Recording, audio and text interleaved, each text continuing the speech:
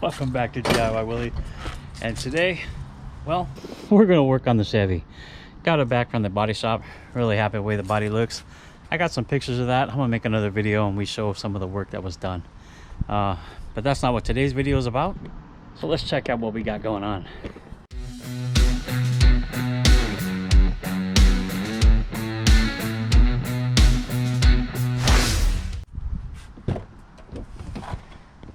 A package arrived in the mail, and yeah, I've already opened it. I wanted to see what it was. This is an air intake tube that replaces the stock tube on the Chevy Silverado. Part number 200-996. And I guess their motto is hack the hood from AIRAID. Now I found something interesting over here. When it talks about where it came from, it says K&N Engineering Incorporated. For AIRAID, are they related? Is it the same company? I didn't know that. I guess I'm gonna have to look it up. So opening the box here, we have the air intake tube. Now this replaces the stock tube and frees up some of the air. It doesn't have all the chambers and stuff that the stock tube has. We've got some couplings here, some clamps, and a hose that goes off of here. And I hope everything else is in there, or I might have to come up with something. I don't know, I'll figure it out. Got some instructions how to put it in, and of course the sticker that complies with the CARB legal stuff, you know, all the stuff we have to have. So I believe it's a pretty straightforward install. Remove the old and install the new, but we'll check it out. So let's get under the hood and check it out. We'll get that hood open.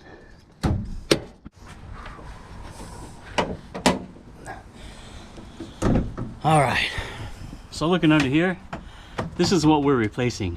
This runs from the throttle body over to the intake box where the filter is, and it goes after the MAP sensor right there. We'll take this clamp off, we'll take that clamp off and replace all of this. Now for that hose, I'm not sure where that's going yet. I'm gonna have to look into it and see where it goes. I don't see any hoses on this one, but yeah, let me get the box open, look through the instructions for a minute. You know, I just want to make sure I'm right, and then we'll change out the tube. Okay, hope it's not too dark in here. Following the instructions and best practices, it's usually a good idea to disconnect the battery when you're messing around with the throttle body or any of the sensors in the system. You just don't want the power there, you know. So I'm going to disconnect the ground. I've already loosened it up. It's a 10 millimeter, and usually they are. Wow, I gotta get it with my other hand. There we go. There we go. Disconnect the ground. Now we can start to remove the tube. We're going to start by loosening this clamp over here next to the MAP sensor to where we can loosen that. Then we're going to pop this right here. This is just a hose support. I'll work it out just like that, and then we'll take off the top engine cover, give it a lift, and pull it out like so. Ooh, look how dusty it is. We'll just set that off to the side. Here is our next clamp. We can go ahead and remove this.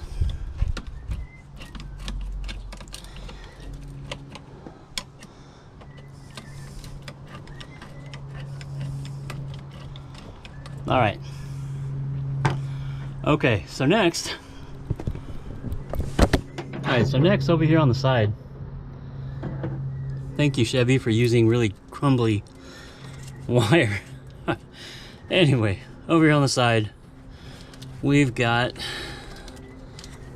let me see, I gotta get up in there and get it.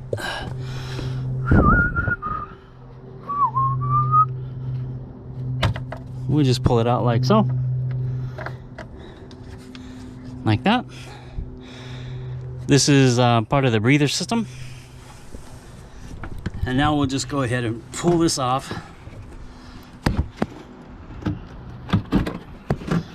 and we can pull the intake manifold up, bring it, and off. There we go. Look at all that.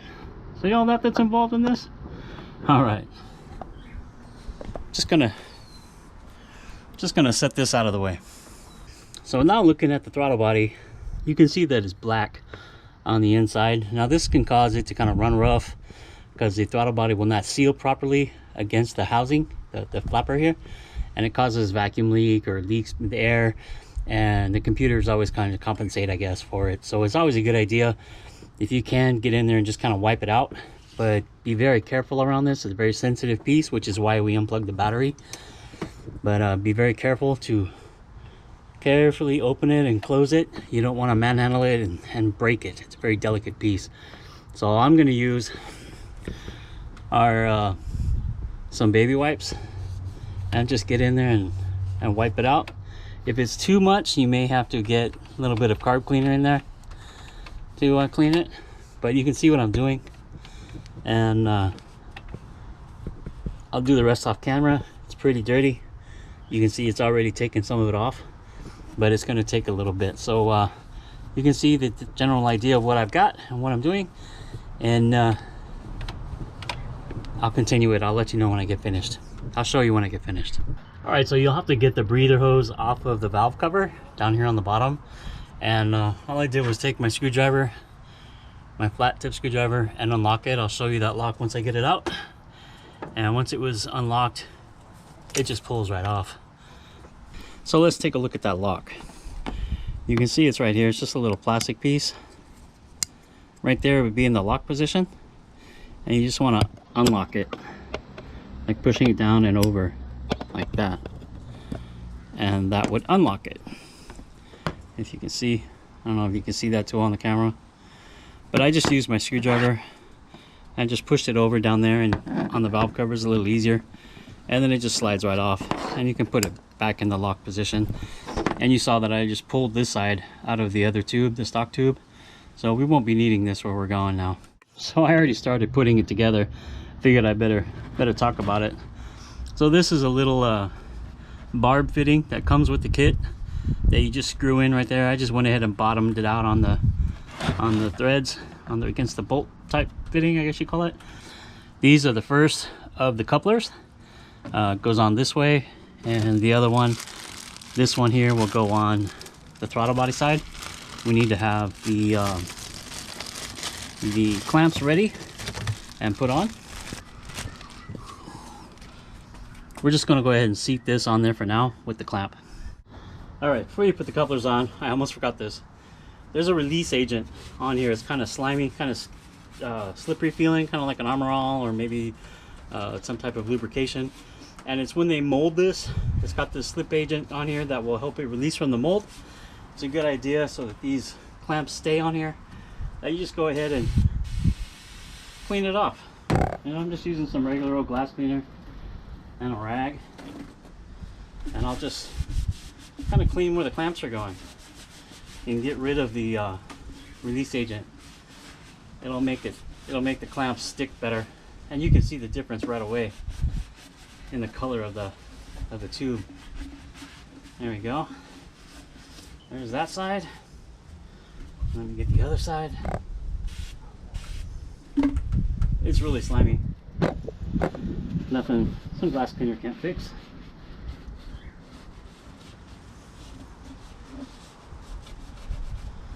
Yeah, there we go. All nice and done. Yeah, perfect. Remove any remaining glass cleaner on the inside, and we're good. Now we can go ahead and stick the couplers on there, and they shouldn't slide off as easy. Pretty dirty. Now we have the hose that goes on here, but we're not going to deal with that yet. I'm going to get this bolted on. All right guys, here we go. I'm getting excited about this. I really wanted this tube on. So first we're going to set it on the filter box side with the map sensor. Just kind of work it on until it seats into position against the stops, like so. and then we can turn it down here. Might need to pull it, adjust it just slightly to get it to fit on the throttle body. Give it a little work, a little tug here and there, and we are on. Look at that. I'm really excited about this. Oh, it looks good. It looks perfect. Wow. Now just kind of work the hose over, and that clip on the bottom will kind of fit into the hole that's already there.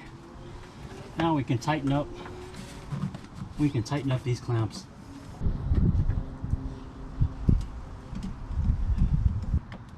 Now you don't want to really wrench these things down. It is plastic tubing. It can collapse under pressure or deform itself. Just get them good and tight. Same with this, make sure it's seated on the throttle body and run her down. There we go. Looking good. We're almost there, guys.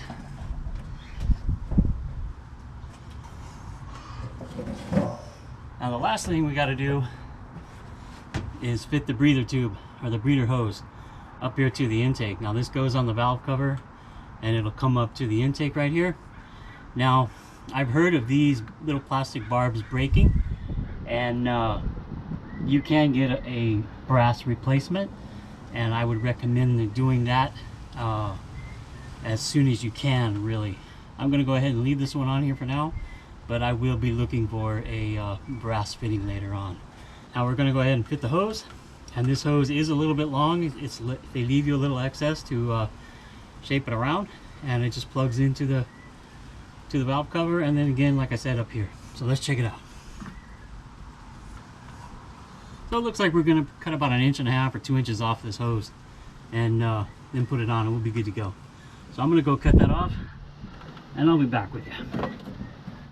All right, check it out. Intake tube's in, cover's back on. We've got the breather hose installed. All the hose clamps are tight. Remember, I like to keep my clamps kind of together. I have a K&N filter in here already, so we're not going to do any changes to that. So we put in the cold air intake tube, and I need to put the carb sticker right here, and that'll wrap up this project. Let me get that sticker.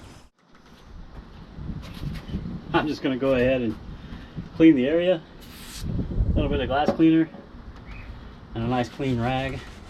Make sure it's nice and dry.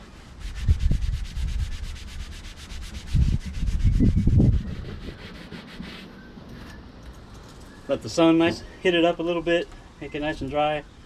Peel one side off. Peel the other side, and go ahead and stick her down. On the Nissan Frontier, when I installed the throttle body spacer, I put the same carb sticker down, and each carb sticker comes with a serial number, or the number of the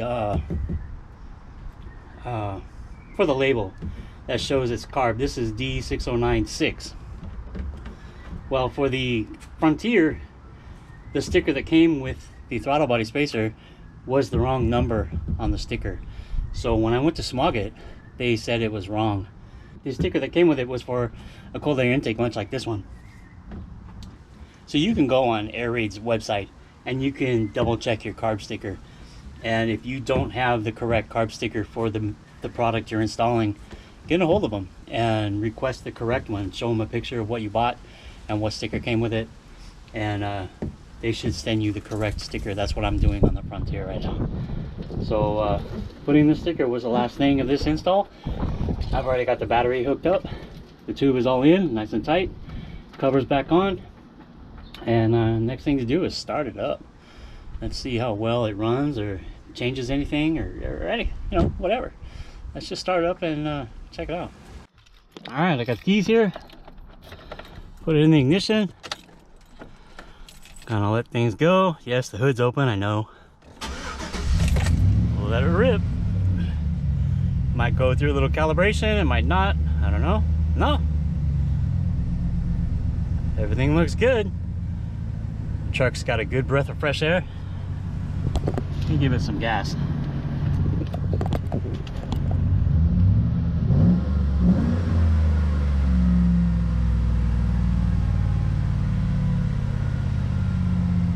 All right.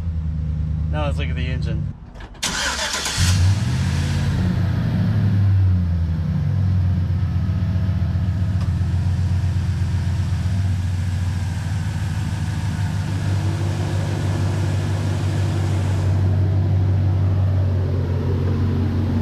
Looks good.